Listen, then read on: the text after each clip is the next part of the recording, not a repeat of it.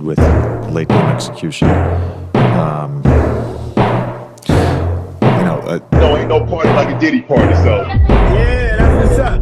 Yeah. Yes, sir. So, some of us was aware that this second season of Mind the Game podcast was coming out. But also this time around, no JJ Redneck, there will be Steve Nash, a greater player than JJ Redneck, but former MVP, two-time MVP, Phoenix Suns guard, Dallas Mavericks guard. Where the hell did he play at? Lakers guard. I forgot what Steve Nash played. The only thing I can think of is Steve Nash's Suns and Mavericks. But anyways, that's not the point. But now he's on the show. The co-host is Steve Nash, former coach as well, who couldn't coach himself out of a paper bag when he was coaching the Brooklyn Nets. And I heard bits and parts of the podcast. I wasn't going to sit there for the full 50 or however. I think it's like an hour long of that podcast. I just can't stand LeBron talking in this valley voice. Just capping. And as I always say, the new saying on this channel, if LeBron's sitting in an interview or podcast, he's either yapping and capping. And in this podcast, the first episode of it, he's definitely yapping and capping. One thing that stood out to me from the couple of minutes that I was listening, he always I'm sorry, but I have to laugh at this one because when he caps, you just want to laugh because you see the body of work that he has laid out so far in his 23 years in the league. This is one of the things he says, quoted saying, "I want to leave the game better than when I found it." You want to leave the game better than when you found it? Oh, my goodness gracious, my guy. You want to leave the game better off than what you found it. You want to be an inspiration to the younger players. Well, that's not really going well at all because a lot of people that came after you into the league, they started to model your type of the way you do business in basketball. And I'm talking actual business, but within the sport of playing basketball. See, yes, there were super teams way before LeBron came around. The Lakers, 80s Lakers was one. Boston Celtics, for the most part, was always one. But those teams, especially the Celtics, were built by drafts, trades that nobody saw coming, right? Even the old-ass Houston Rockets with Hakeem, Clyde, and Charles Barkley. Yeah, people try to go back to that. But that team was not in their prime. Charles, Clyde, and Hakeem were all in their mid-30s. Chuck was just a shell of himself. Actually, all three of them was pretty much a shell of himself by that time. I think Hakeem had a little bit more in the tank, but nobody really considers that a big-time super team. You could say the Boston Celtics originated that, but no, they really didn't take off until LeBron decided he wanted to go play with the Miami Heat down in Miami with Dwayne Wade and Chris Bosh and many others. And then Kevin Durant said, let me try that. And then we got all this super team, people attempting to build super teams. Kevin Durant did it twice, actually. Matter of fact, 3 times maybe. LeBron keeps doing it, but Kevin Durant did do it twice. After he left Golden State, tried to do it in Brooklyn. That failed. With Steve Nash. Then he tries again out here in Phoenix, but that has failed. So he's been very influential in younger players.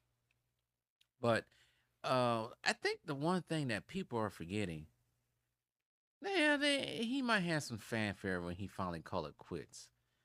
And it's going to be overblown and all all the terrible things you can think of when it comes to him retiring. But I think the reason why I don't think LeBron's really a student of the game as he thinks he is. He does not treat the game with respect. He treats the game.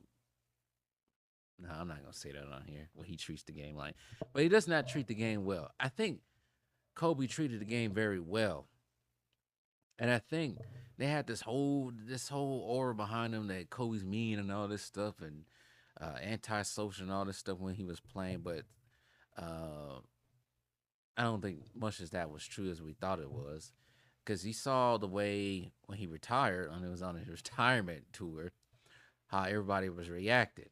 He had people traveling from different cities, traveling with him for different cities to catch him play one last time. We had former NBA, not former NBA players, but current NBA players at the time coming to the locker room, trying to get an autograph on a shoe or a jersey. And then he continued to keep with the game with his daughter and everything, had the whole academy and everything. Even made a short story based on basketball that won him a Oscar, I think it was. He had a show showing the X's and O's, the true X's and O's, what people was doing wrong and what they was doing right on ESPN. I think it was on ESPN before he passed away.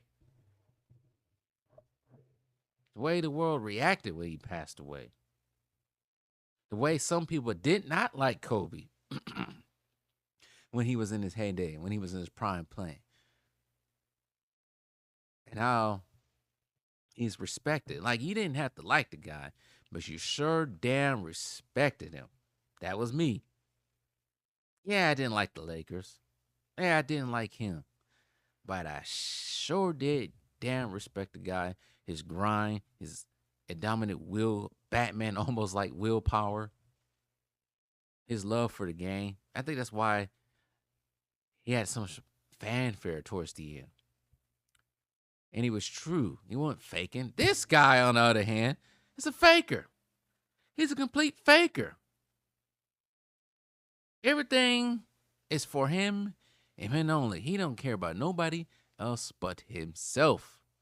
And we should through his actions. Now,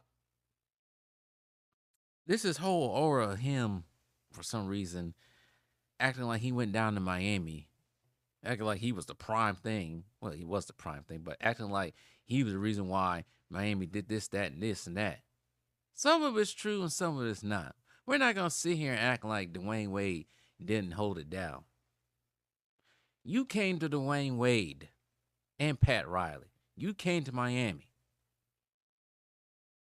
And your first NBA Finals with that team, you stunk it up. And yes, he did, because he was talking about how he had to learn how to win.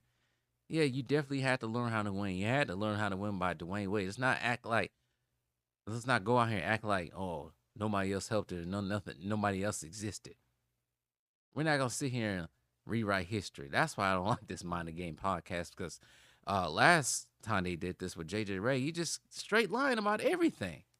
It's like we did, like we did not see what happened during your years in Miami. Yes, Dwayne Wade got old towards the end. But if it wasn't for people like Dwayne Wade, Ray Allen, Chris Bosh, he wouldn't have the type of legacy he has now. He should be calling Ray Allen every damn day. No, forget Ray Allen.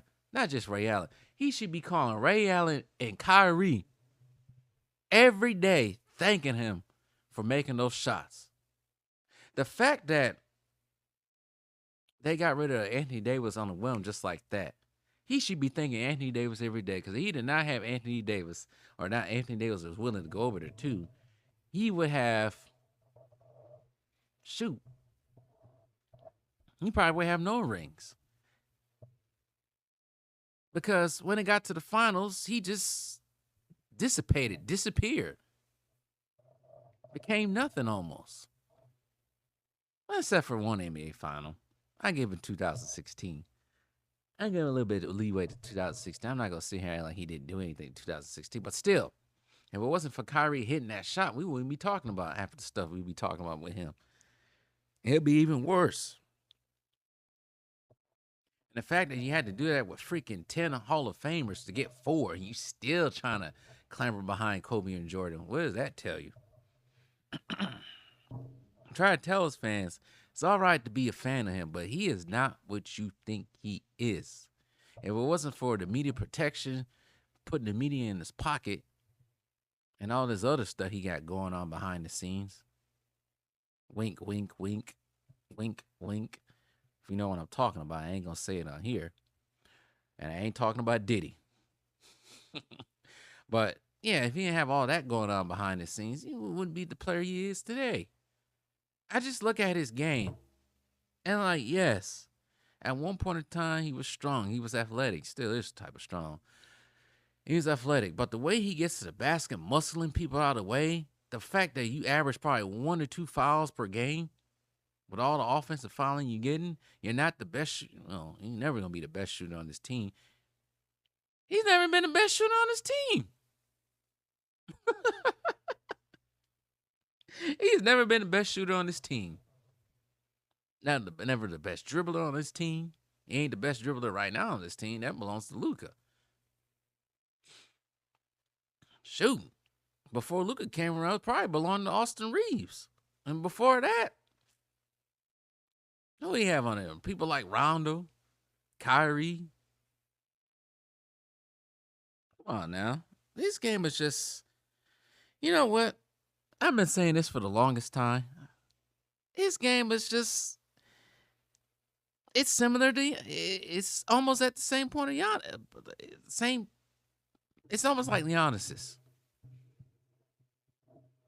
They almost at the same level.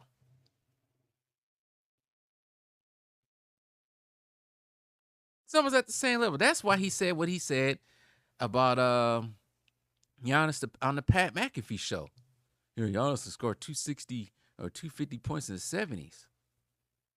He's trying to say, put Giannis out there, not saying his own self. Because he really meaning his own self. And I think that was more of a shade, not just to the players in the 70s, but also to Giannis too. Because this game, to me, is very basic. Meaning LeBron. It's very basic.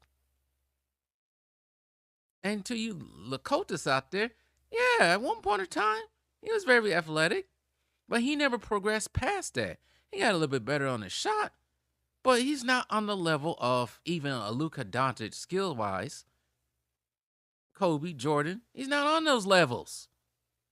He's just not.